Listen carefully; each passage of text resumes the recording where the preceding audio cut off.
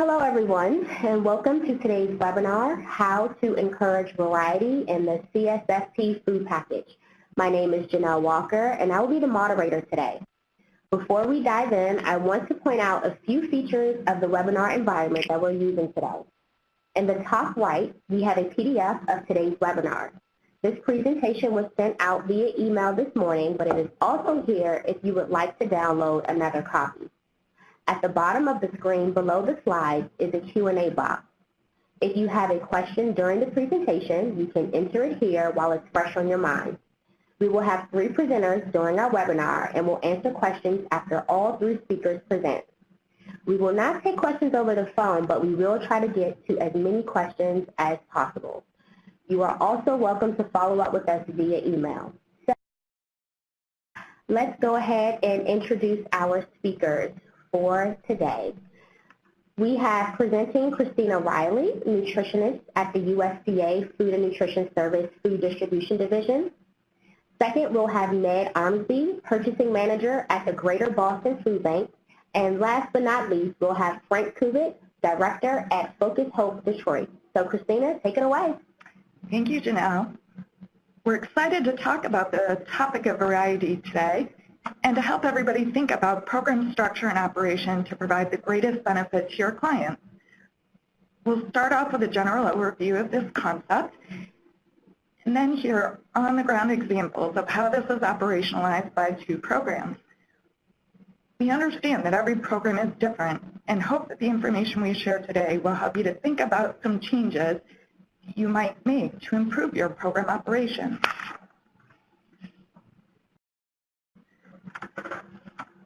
What is your favorite CSFP food? If you ask your clients this question, you'll probably get a different answer from many of them. In any setting, it is hard to find one solution that meets the needs of all participants. Every client's diet is different, their cooking resources may be different, and their preferences are different. Today, we're going to talk about how to navigate those various preferences and try to meet the needs of all clients.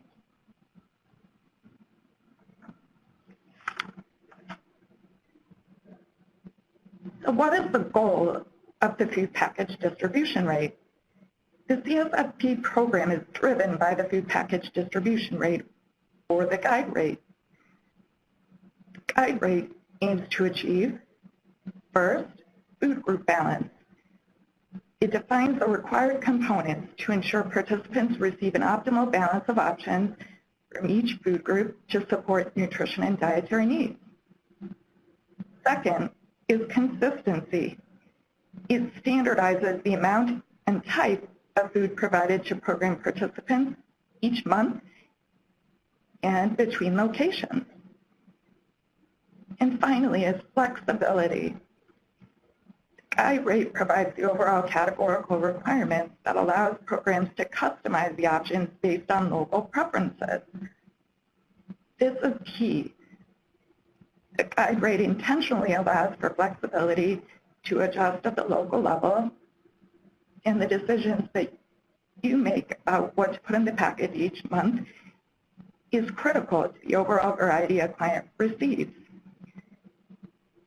Of course, we want to emphasize that while meeting the guide rate is a regulatory requirement, today we want to encourage you to think about how you are fulfilling this requirement.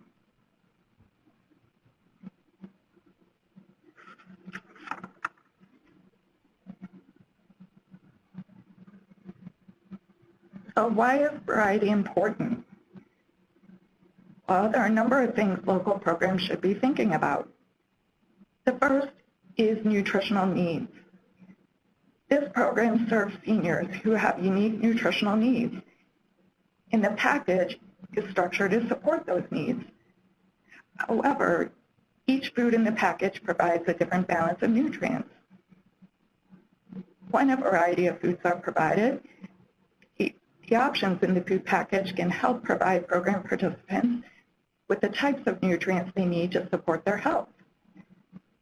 For example, carrots are a good source of vitamin A, but tomatoes are a good source of vitamin C, and spinach is a good source of iron. Likewise, beef is a good source of iron, while salmon is a good source of calcium, vitamin D, and omega-3s. So it's important to provide a variety of options to ensure that clients get different nutrients. Second is meal planning. Most people don't eat the same foods every day for an entire month. So it's important to give participants the options to vary their menus. For example, you could consider giving 2 different types of cold cereals, or a cold cereal and a hot cereal to give the participant the option for what they will eat at the breakfast time. And then finally is program value. Providing a variety of options keeps clients engaged in the program. Of course, not every client will like every item, but knowing that there may be variations from month to month can help keep clients coming back.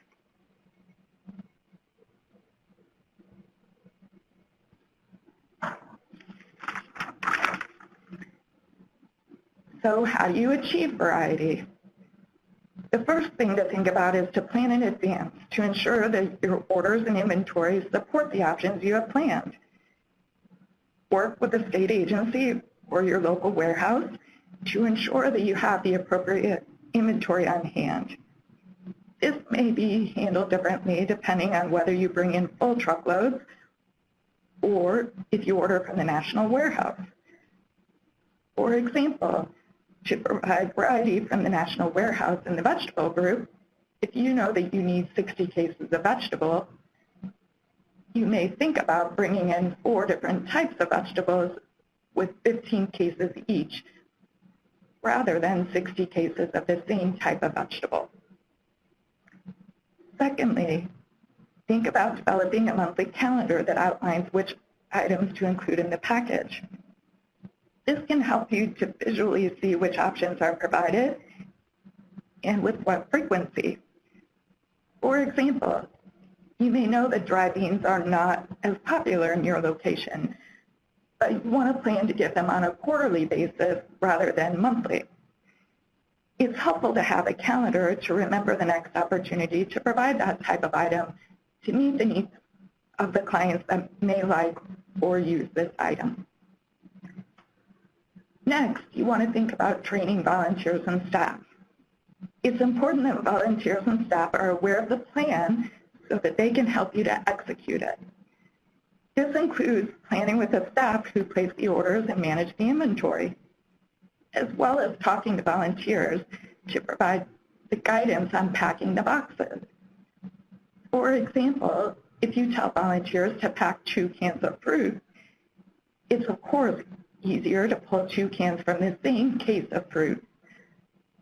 So you may need to instruct them that this month you want them to pack 1 can of pears and 1 can of peaches in every box.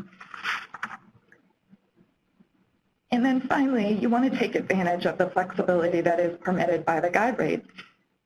Try to provide variety in each category where this is an option. For example, 2 different types of cereal, 4 different vegetables, or 2 different fruits.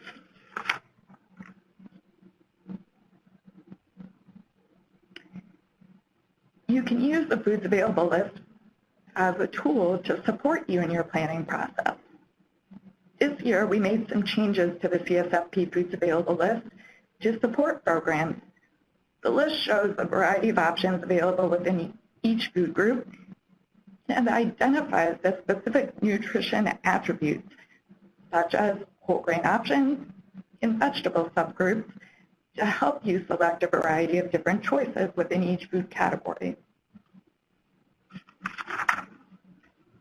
But there aren't that many options, so it's really, really hard to provide variety. This is something we commonly hear from program sites and participants. But let's look at a few categories to examine this claim more closely.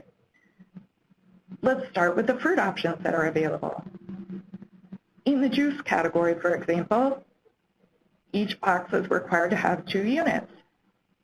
And there are 5 different types of juice available, which means that if you provide 2 different types of juice, you could have 10 different possible combinations. In the fruit category, again, 2 units are required, and there are 6 different options in this category, which means that you could provide 15 different possible combinations.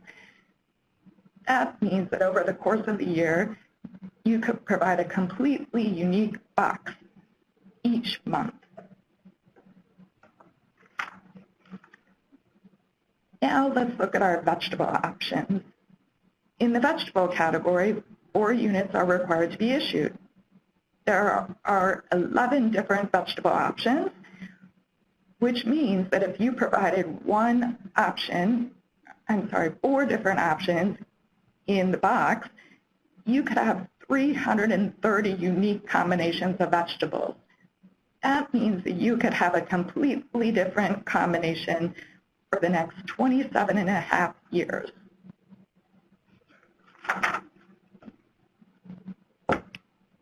Let's talk a little bit about that advanced planning and talk about sample packing menus. When planning out your program, it may be helpful to create a menu of choices for each month. This is an example of what a sample packing menu could look like. You can develop this for orders throughout the year so that it is easy to visually see what was packed in the previous month and ensure variety. This is another example of what one program site created to help guide their volunteers. This type of a packing list can be customized each month so that it is clear what's on the menu for the month, and volunteers and staff have a visual guide for what to include in the box.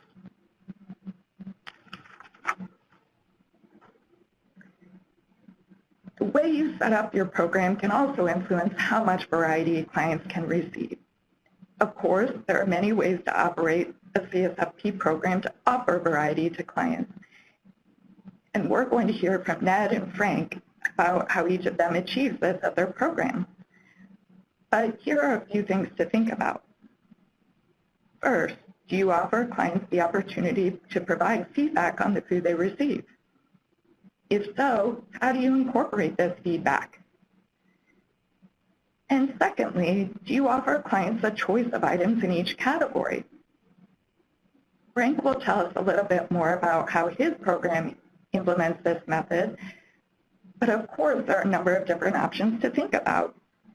For example, you could provide clients with a list of options, and they can select what they would like to receive, and the boxes would be custom packed. This may depend on the number of clients that you're serving in a month, but is certainly an option for some programs. Next, you can think about having a shopping area or doing a client choice program like Frank will tell us more about.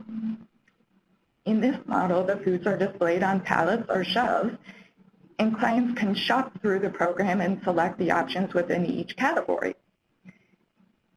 And then finally, for programs who do more of a pre-packed box model, there's a way to offer different options each month. For example, you could pack a box A, box B, and box C, and clients could see what is in each of the options and select the box that best meets their needs that month. Of course, in this model, there may be some boxes that run out sooner, but that's okay as long as everybody gets a box that meets the guide rate.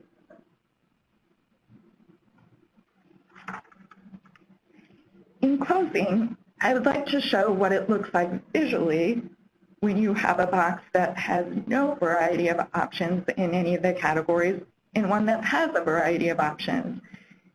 If you look at the box on the bottom right, it certainly looks like more food, and it looks more colorful because there are more different types of food in the box.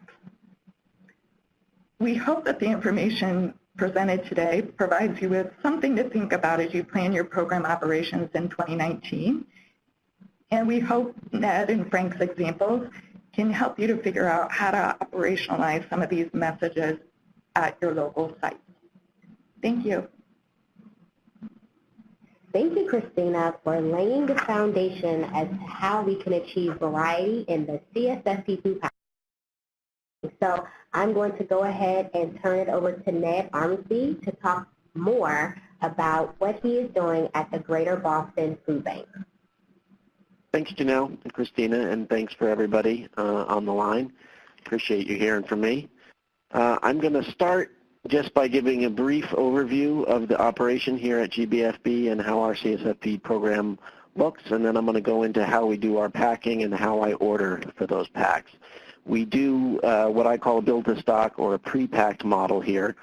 And as you can see, we did 62 million pounds total last year, so we are a fairly large food bank, and we have some somewhat advanced software. We recently switched systems to NetSuite as our accounting system and AGI as our warehouse management system, and we do use a manufacturing app in both of those systems to manage CSFP. And I just wanted to call that out because I know some folks maybe do not have those capabilities, but I do just want to highlight that some of the things we do in the pre-packed model where we're building boxes here on site and returning them to inventory, a lot of what we do can be done with lesser systems, so it's not necessarily required that you have these systems, but I did just want to be forthcoming about what we're able to do here at GBFB. So we're fairly new to the program. We joined in 2015, so we've only been in the program for 3+ years. Our client case load is 2,450 clients, and those clients are at 35 different sites, which are all run by partner organizations. So our fleet delivers to those sites, but then the distributions are actually run by outside organizations, and they are certainly key to what we do here with the program. So with that said, I just want to get into our work orders, or how we pack our boxes. So you can see on the left there is an example of a bill of material that we use in our work orders. All of our boxes are packed here on site by volunteers. And during the first year or so in the program, we really were struggling with how to make this program efficient and to really optimize it for our operation. And we were struggling a bit with how to do these packs so that they were plannable and worked well. And we settled on this 288 box quantity for each work order. So every work order we do, or pretty much every work order we do, is for that quantity. And the reason why we chose that quantity is it palletizes well. We end up with 8 nice pallets of 36 boxes, which ship well on our trucks, so that helps with fleet optimization. And then for picking the work orders, 288 is also divisible by 24, so it limits the instances that the pickers who are picking this work order are having to break open boxes. Obviously, they're still having to do that a fair amount, but by having it be even cases, it does limit the instances of that, and it does help with managing the component inventory. So each box we pack contains 2 bags, and each box configuration has a unique item number, CSFP1, CSFP2, etc. And to date, we've had over 75 different configurations, very few instances where we've actually repeated the exact same configuration. We may have the same vegetable configuration, but it might be in the next month with a different group of fruits or juices. So we really have seen a lot of different configurations in our pack. So I want to get into a little bit how I order for that packing. So each month we are doing either 8 or 9 work orders of 288 boxes, which is between 2,300 and just under 2,600 boxes.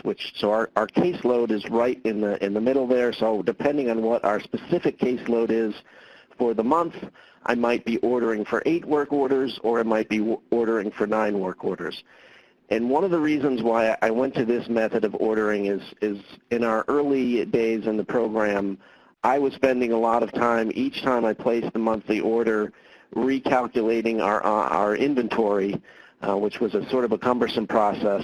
So I realized, well, if I order a full month's product every month and we start at the correct inventory level, we're going to have a our inventory level is going to stay flat at that because I'm ordering exactly what's going out essentially every month. So that really has helped streamline that process.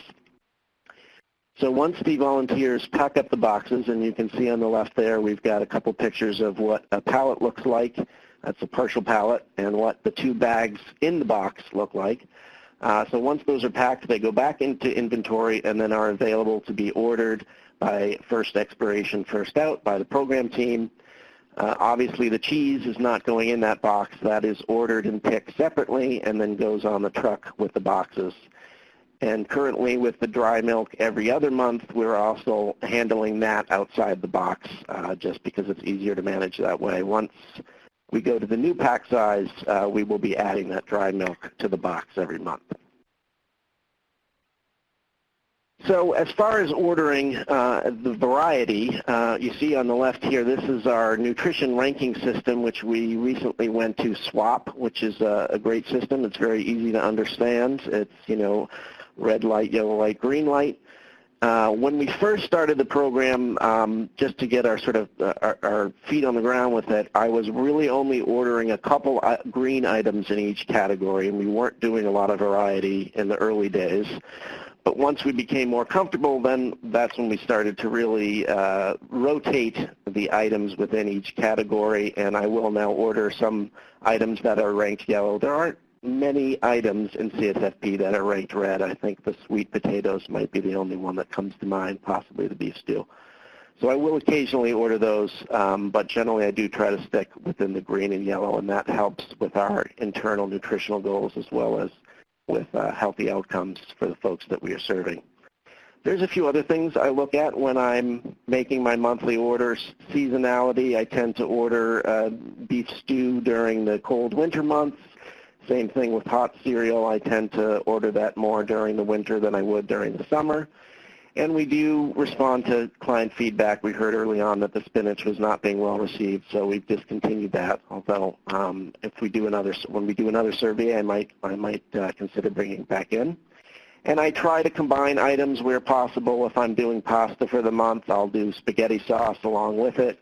If I'm doing the beans, I'll make sure that I'm doing rice that month, so it goes with the beans. I try where possible to order items where the clients can make a meal out of the items that they're getting. One other thing that I definitely am looking at every month when I'm placing the order is expiration dating of our inventory that's on hand, particularly cereal. If we have any items that are getting close to the expiration date, then that is definitely an item I'm going to be ordering for next month's pack, because I want to make sure that that product that we have on hand gets packed as soon as possible and goes out. So this next slide here, this is just a sample of a shared Google document that I use with our state agency here in Massachusetts, the Mass Department of Ed. It's a useful tool for us to communicate the order. I place the order through this order sheet, and then the staff at the Department of Ed order it into the USDA portal. But it's also a useful tool for me to look at what I've done in prior months and to make sure that I'm doing this rotation of items within the category. So what you're looking at here is just one tab of the sheet. This is the tab for the vegetable category. And as you can see, each month I'm doing 4 different items. I pretty much every month within each category I'll do different items, 4 different veg, 2 different fruit, 2 different juice. But this is a nice visual tool for me to look back and see what I've done prior months, and you can kind of get a sense for how I'm doing the rotation there. So each month is a slightly different group of items. You might get the same item every 2 or 3 months. Occasionally you'll get the same item twice in a row, but by and large it's every 2 or 3 months.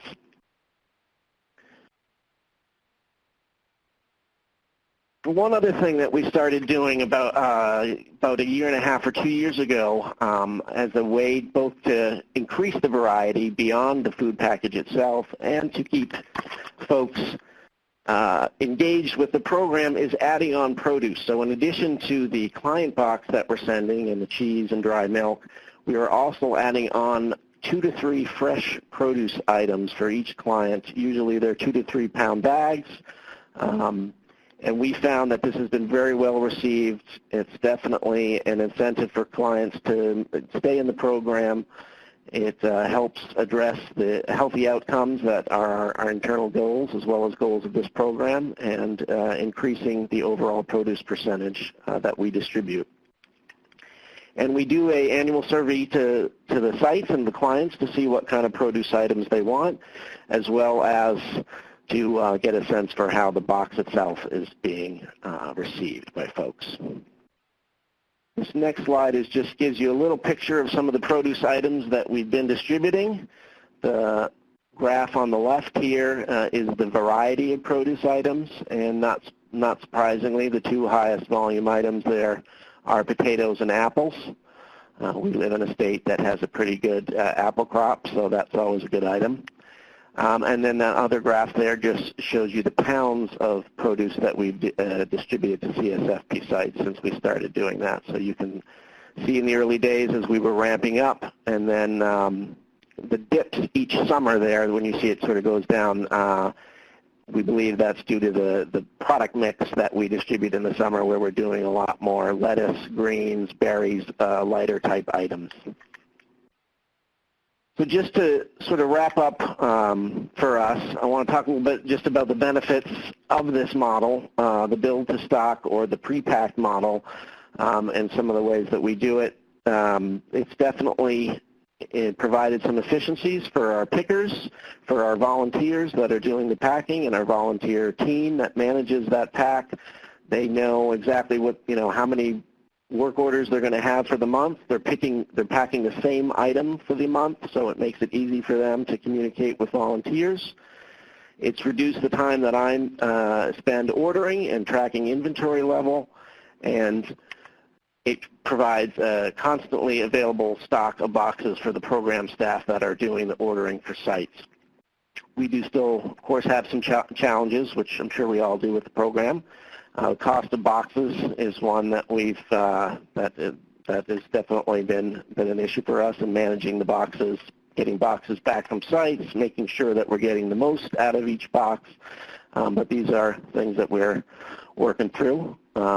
Occasionally we will have an odd quantity work order due to expiration date issues, which sometimes makes it a little less efficient, but overall we definitely have found that managing it this way has streamlined the program and hopefully provided the variety to clients that we're looking for. So thank you for your time. And I'll pass it off to Frank. Well, before you pass it off to Frank, I'm just going to jump in, Ned, and say thank you so much for giving us more insight to how the Greater Boston Food Bank offers variety in the CSFP food package. Let's go ahead and turn it over to Frank. He'll be able to provide us with more information about how they operate the client choice model at Focus Hope Detroit. So Frank, take it away. Okay, thanks Janelle, and thanks Christina for making this webinar available for us. Really appreciate it. And thanks everyone for being here today. I work at Focus Hope in Detroit, and we've been with CSFP since 1971. And pretty much from early on, we began working with the client choice model. Even when the program was moms and kids back then, we think that that's a better way of serving folks, allowing them to shop for themselves. And it's worked for us all these years, and we'll talk about it as we move along the presentation. We've got an overview here that I need to click onto. Okay, sorry about that. We have 3 food centers. We have a monthly case of about 43,000. We have a multi-county service area with additional satellite distribution network. And then we do auxiliary services. And I'll talk about those later in the presentation, about what else we do in addition to distributing the CSFP commodities. The seniors shop for themselves. They feel empowered. They're selecting the food they like and the choices offered. They see themselves as shopping, and we think that's real important. As you can see from the picture there, the couple has the shopping cart and they're leaving one of our sites. And I know that I had a grandchild one time who was here with their grandparent. They're walking in the door and the child says, "Hey, we're going shopping." And that was pretty awesome to hear that, because that's what we want to do. We want to make this the best experience we can for participants of the program. What we do, we have our own on-site certification, walk-in basis. You don't need an appointment. We're open Monday through Friday. see hours at 8 a.m. to 4 p.m. Monday through Thursday, 8 to noon on Friday. We do this, it works for us because we only distribute CSFP commodities. That's all we do in our buildings is CSFP. So we have our facilities, we have a large caseload. This does work for us, but it's not required. I think as others are looking at this, maybe your capacity isn't the same as ours. You don't have to have the same days or hours, you have a smaller caseload, or whatever is good for you, you customize it to your site. So if you do it once a week, you do it a couple times a week, or however, this can work. It doesn't have to be at the hours or using the exact model that we're doing. And the picture that's attached to this slide, you can see the certification area where a person will come and get certified. And we'll show this area in the background. That's the Nutrition Ed spot a little later on in the presentation. But that kind of gives you an idea. When you walk in, you would sign up and get your shopping list, as we'll show that next. And everything is done on site there at our facilities.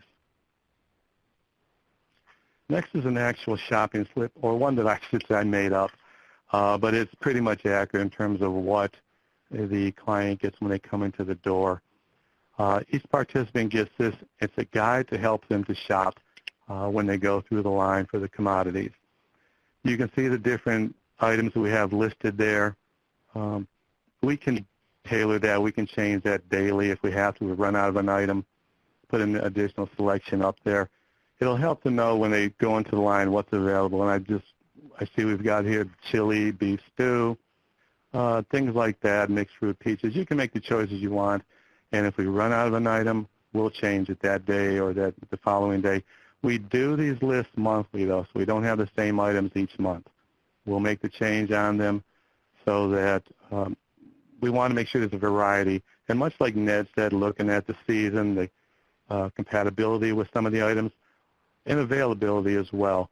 We can add on to that. We can make this different each month. You'll get the same food package per se, but different items within the food group.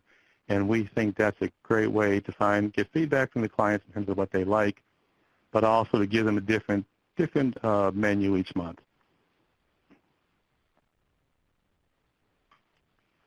And here's an example of a couple who are shopping at one of our sites. They've got their slip. They're picking the items they'd like to pick out. We do have volunteer assistance. Not all our seniors can pick up the items, even if it requires just reaching out sometimes. So we have to be aware of that with seniors, that they may have challenges even gathering the items. So we do have volunteers. But the supermarket atmosphere, I think, is really important for folks to come in here and say, we consider it shopping. These are shopping days. And as we heard the grandchild refer to shopping, entering the building, the shopping cart is super important. There is a lot of food that folks can pick up. And so especially a couple who may be getting 2 packages, 2 boxes, have to have a shopping cart to move the items along. So that's real important to create the supermarket experience when you come into our sites. So that's one of our 3 sites there in this photo. In the next slide, we have our 2 other sites. The photo to the upper left there, you see volunteers helping the senior there get the items gathered together for the box. And then the picture to the bottom right, that's another site of ours. It's not as large as the other two sites. And the seniors, once again, have the slip that you see them using, the shopping cart. They're going through the line and picking the items that they'd like to pick within the selections that they're eligible for. So it works out real well for us in terms of the response from the seniors with this shopping client choice method. On the next slide, we have our checkout. We do have a scanner. We do have a computer at the checkout counter. The rates are put into the computer so that you can't go over the items allowable. You can't take 3 containers of juice instead of 2, et cetera. It's all controlled by that. So if you scan an item, you get the beep beep that you've gone over. So that's really great for inventory control. We don't have a cash register, and I think that's really important when you're talking about the shopping, that folks feel they're coming in there, but no cash register at all. So, the items are provided free, but you're shopping. Now, this doesn't have to be done this way. You can do it manually as well. As long as I've been with the program, I remember the early days We wrote out everything. We had a list. When you went to the checkout counter, everything was checked off the list, again, against the maximum amount, so it was done a little differently, no computer to correct you. But you would have a list and such that you really would have to go over the rate, but it doesn't have to be computerized or have a scanner. Certainly with just having a senior package now as opposed to all the moms and kids packages, it's a lot easier. So if you don't have the ability to do this, it doesn't mean you can't do the client choice. And that's really important, that it can still be done. It doesn't necessarily have to be done this way.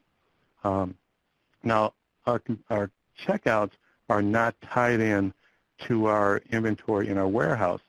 So we don't have that ability. We still have to do the manual count. We still have to enter in everything to a 153. We have an activity report of what goes out the door in terms of the checkout. But we do everything else pretty much manually. We'll count everything and then enter everything into the 153. Now this next slide is what the participant gets and signs off on. That would be the actual food package going out the door, and it's it's accurate because everything is scanned. But again, this doesn't have to be done this way. If you're doing it manually with writing things out, it can work for everyone for whatever operation. I think whatever your resources or ability is, you can make this work for yourself. And that's just an example there of what an invoice of someone leaving the facility would. They sign off on it. That's the food they actually received.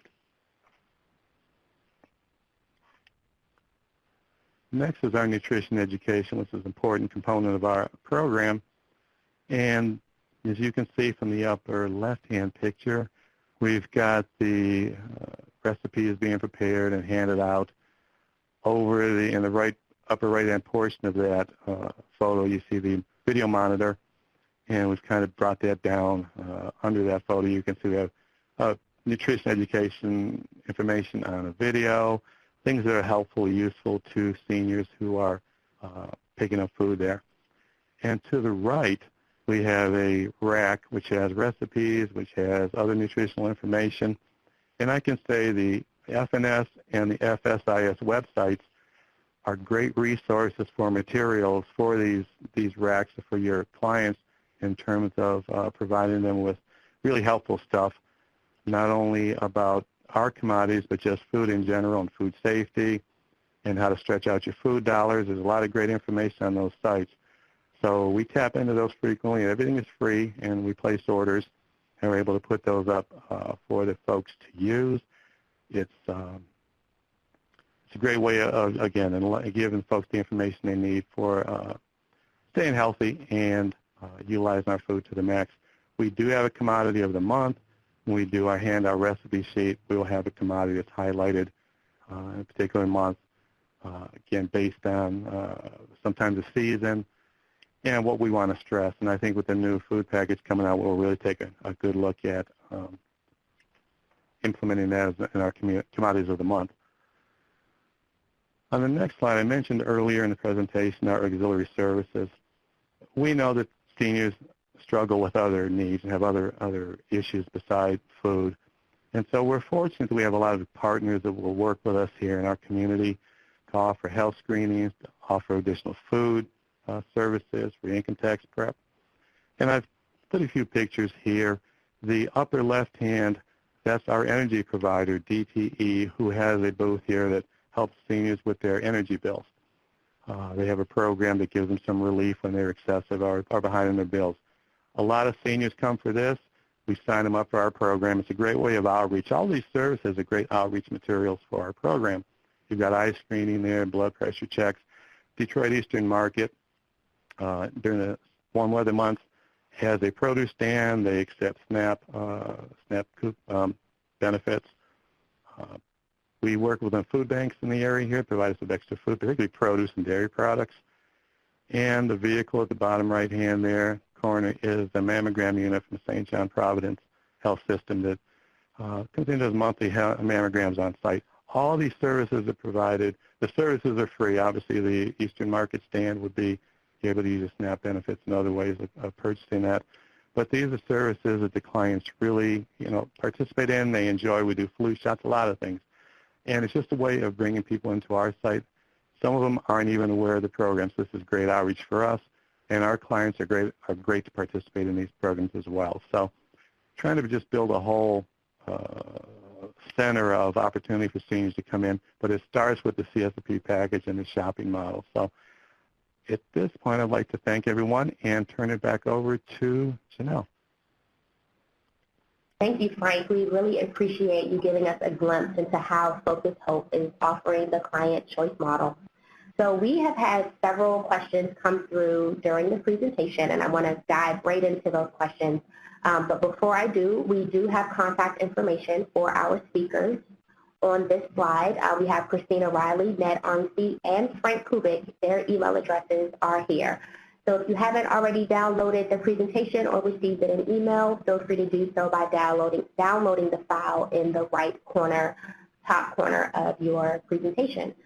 So I'm going to go ahead and jump into questions. And while I do that, I am going to open up our final survey questions. We wanted to know how we've done with this particular webinar, and it's going to help us plan for future webinars. So feel free to answer the survey questions while we dive right into question and answer. So my first question is going to go to Ned. Our participants want to know, why do you pack the items in bags as well as boxes? Do you have any feedback from clients on this?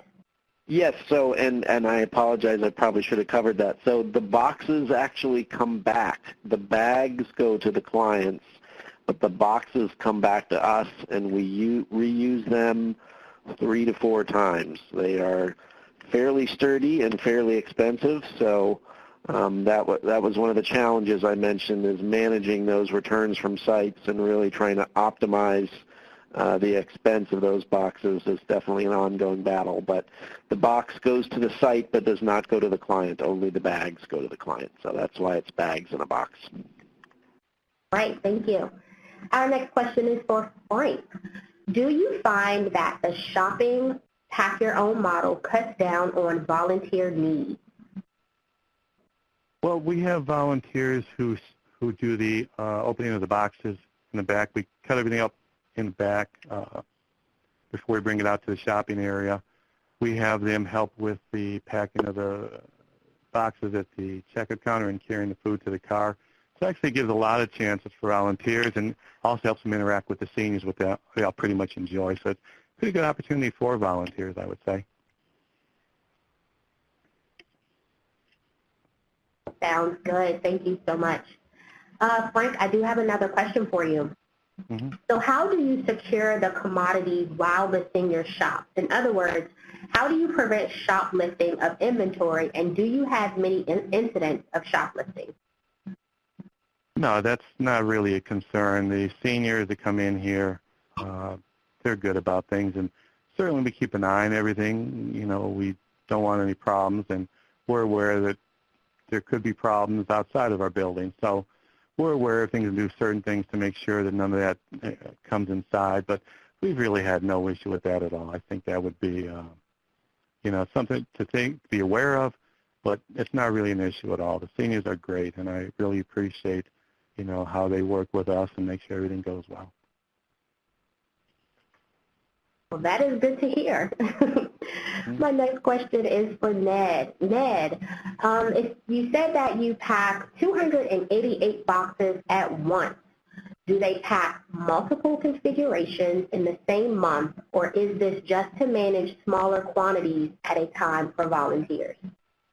Yeah, so we do 288 boxes at each pack, and we do 8 different packs of 288 boxes a month. And by and large, each of those packs for the month is the same configuration. So for the whole month, we're pretty much packing the same box, and then the next month will be a different box. Now, I say most of the time. There are occasionally times where I need to do a couple different configurations in a month, or we're running, we have an expiration date issue, so I do a small work order for a different configuration. But by and large, we're packing the same configuration all month long, and each pack is 288 boxes. And I had mentioned before that that quantity worked well for palletization and for picking.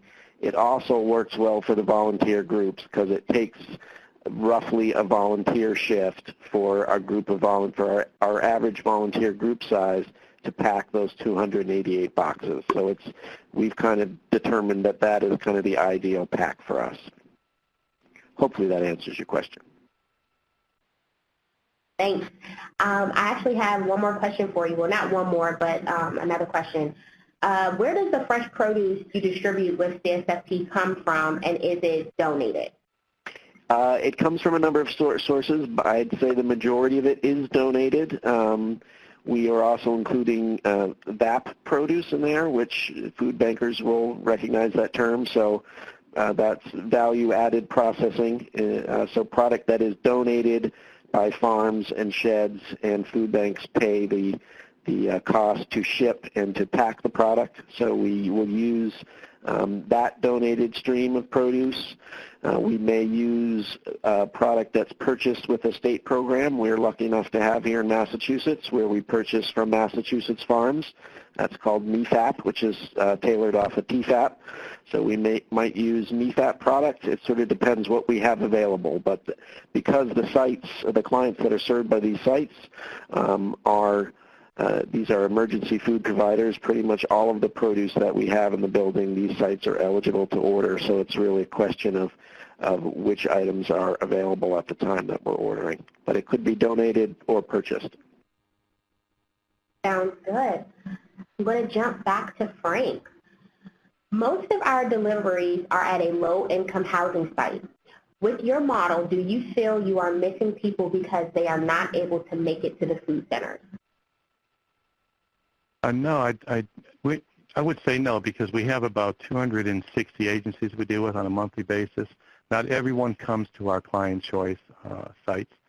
So we do have community centers, neighborhood buildings, senior centers, apartments we go to.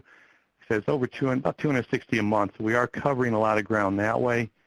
Certainly not as much as come into our food centers. But we do reach seniors there, and we also reach homebound seniors. So if you call, an individual calls and has some issues that can't get here, we will make sure the food gets delivered to their home. So we do recognize that with seniors, not all of them are mobile, they can get out. So it's a balancing act we have between our centers and our satellite agencies.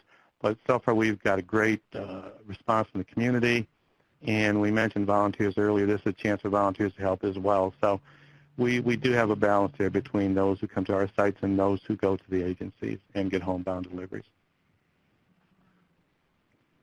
Thanks, Frank. I have another question for you. How do you do a client choice if it has to go out in a kit?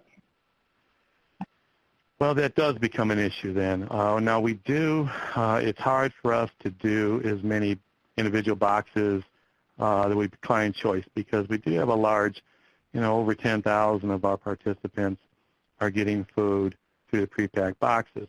Now we will work with agencies if they have certain issues in terms of cultural issues in the food that we're issuing. They may prefer one product to another. We'll try to tailor those boxes.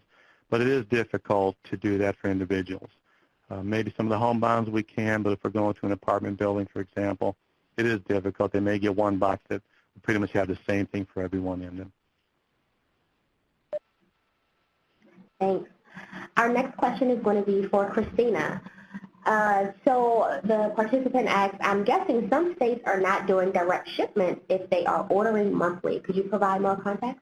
Yeah, so there are two different ways to receive food through CSFP. There's the option of ordering direct shipments to a state warehouse, and there's the option of ordering through the national warehouse. Through the national warehouse, you can receive smaller quantities of the food, so it's ideal for smaller program sites. And now I'd like to throw it to Ned and Frank to talk about how you are doing your ordering, how frequently, and what model you use. So let's start with Ned.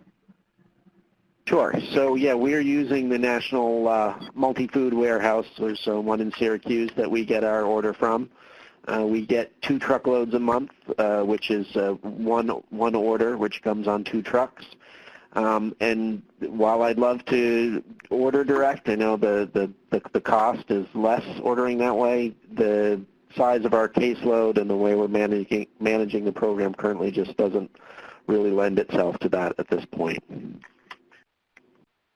And we use the national ordering system as well, but we get direct shipments for the most part. We may have an occasional shipment from direct from where multi come in, but for the most part we get direct shipments. And again, it depends on the item. Certainly some of the items you order annually, some quarterly, some monthly. So things come in at a pretty good pace. We average about 40 trucks per month, semis that come to our warehouse. And, you know, I've been here a long time, and I think the system now is the best it's ever been. So to clarify, the difference between, as they said, they still get full truckloads through the national warehouse because their volumes are large, but the difference with the products that are coming through the national warehouse is that it can be a mixed load versus the direct shipments would be all one product in the truckload. Thank you. So we'll take two more questions. We have time for two more. This one goes to Frank. Frank, how do you ensure each senior receives a complete food package if a senior wants to decline items, such as a senior may not want any fruit this month because they already have enough? How do you ensure they receive a complete package? Well, we do give them the option, and we do get some refusals. We don't get many. You know, we're going to be talking about less than probably 100, well, 100-ish, I think, overall, some of these items. And yet that is part of their choice by coming in here and shopping. Now, everyone has that option. And I think sometimes where we try to encourage the seniors to do is take the full package. Some may feel, and I think we'll find this with some of our seniors in terms of even signing up for the program, that if I take this, someone else doesn't get it. So we do our best to let them know that there's enough food to go around. If you're on this program, you're entitled to a full package. But we do get some refusals, and I just think that's part of what, you know, a client choice does offer that. Yet I would say the percentages are very, very low, and just the items you probably would think that people would not be as, you know, would want necessarily 100% of other people to come in. But for the most part, they pretty much take everything. But not everyone that comes in gets that. When we do deliver to agencies and to homes, you do get the full package. Okay. And the last question for you, Frank, again, just tell us, what has been your biggest inventory challenge with the client choice model? You know, the challenges pretty much, I mean, it kind of dates me in terms of what some of the challenges were. I think those who were here have been around a long time. Remember the old generic black and white labels and the old, you know, that had, they all looked the same. So when people were picking up their food, and even when they were at the checkout counter, sometimes those items would blend together because the labels were basically the same. They were white with maybe a little color that said it was, you know, orange for orange juice would be something. So you have, I guess those old timers like myself who have been doing this a long time, that was the biggest challenge at checkout, was to make sure that you counted the items correctly going out the door. With commercial packaging, with having only one food package now with seniors, and for us with the scanners, there aren't very many problems. I mean, there's just not that many opportunities for mistakes in the error. So I would say there's very few, and that's just my experience with it. Others may have other responses, but my experience has been that there's very few inventory issues with the senior food package now. Well, that is really great to hear. I want to thank our presenters for providing best practices on how to encourage variety in the CSFP food package, and I want to thank all of you for joining us today.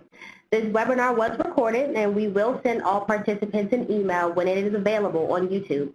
If you have any additional questions, please don't hesitate to contact us at usdafoods@fns.usda.gov.